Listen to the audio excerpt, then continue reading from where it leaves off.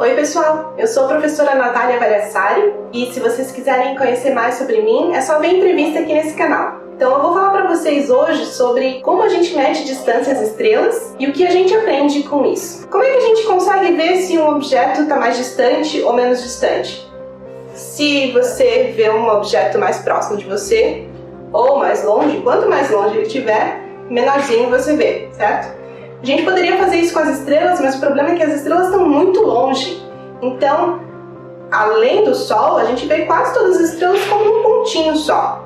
A gente só consegue medir o tamanho de 20 estrelas e com instrumentos muito específicos, que são combinações de telescópios, parecidos com aquele LIGO que detectou ondas gravitacionais. Bom, enfim, outra maneira de a gente conseguir medir a distância às estrelas é com um método que a gente chama de paralaxe. Talvez você não tenha ouvido essa palavra, paralaxe, mas provavelmente você já teve a sensação que a Lua estava perseguindo você, não?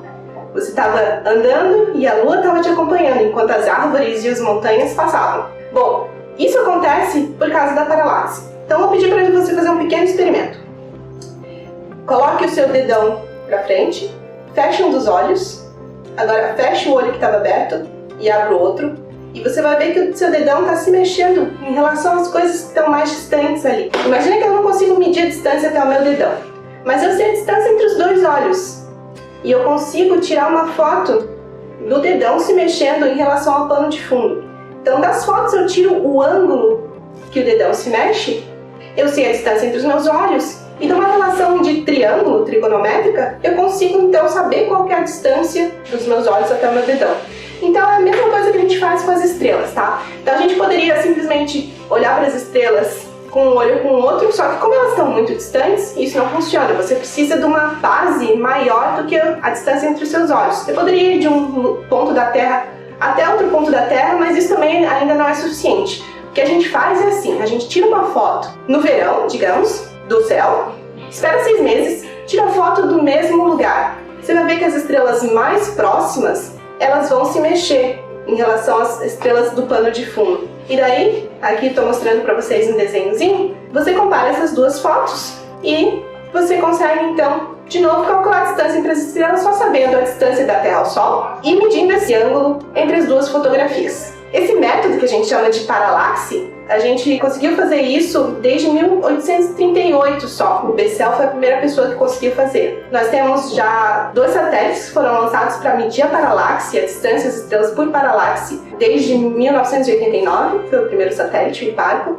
Em 2013 foi lançado o satélite Gaia, que vai medir a distância a 1 bilhão de estrelas. Uma coisa legal é que, não sei se vocês sabem da sonda New Horizons, que foi lançada até Plutão, ela já está lá além do sistema solar. New Horizons, ela apontou para a estrela chamada Próxima Centauro, que é a estrela mais próxima da gente, e tirou uma foto dali.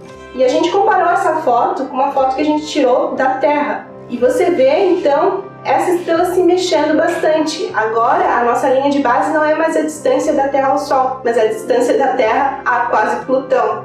Essa foto é bem recente, de abril de 2020. A única coisa que está faltando ali para a gente saber exatamente a distância das estrelas é a gente saber a distância ao Sol. E a distância ao Sol a gente primeiro precisa saber qual que é o raio da Terra, mas isso o Eratóstenes em 200 anos antes de Cristo, então 2.400 anos atrás, ele já soube calcular simplesmente com um cajado e a sombra do seu cajado. Também a gente precisa saber a distância da Terra à Lua, que você consegue medir quando tem um eclipse lunar.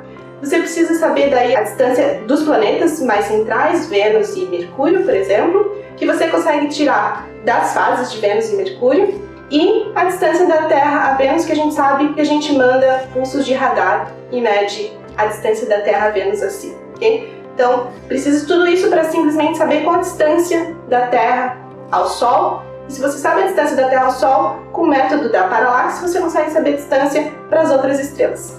Então, uma curiosidade é que quando a gente olha para o céu, a gente está olhando para o passado. Se vocês já ouviram falar que a luz no vácuo, ela viaja a uma velocidade de 300 mil quilômetros por segundo. Então, a luz que sai do Sol, ela tem que viajar 150 milhões de quilômetros para chegar até a gente.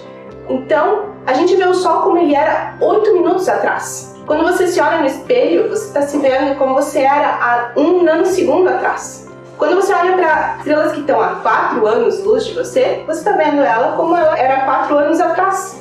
Quando você olha para uma galáxia, que é uma coleção de estrelas que está a 2 milhões de anos-luz de você, é como ela era 2 milhões de anos atrás.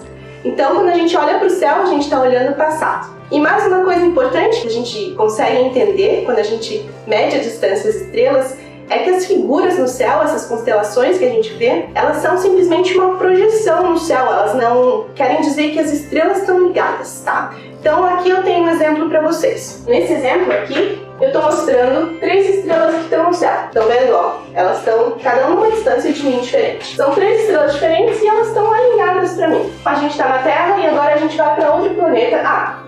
Vamos dizer que na Terra a gente deu o nome para essa constelação de 3 estrelas de 3 irmãs. Agora a gente vai para outro planeta e olha como as estrelas estão se mexendo uma em relação à outra. Agora elas formam um triângulo. Então, no outro planeta, os habitantes desse outro planeta vão chamar essa constelação de constelação do triângulo torto e não mais a constelação das 3 irmãs. E a gente consegue saber tudo isso porque a gente consegue medir as distâncias das estrelas e saber que elas não estão ligadas entre si.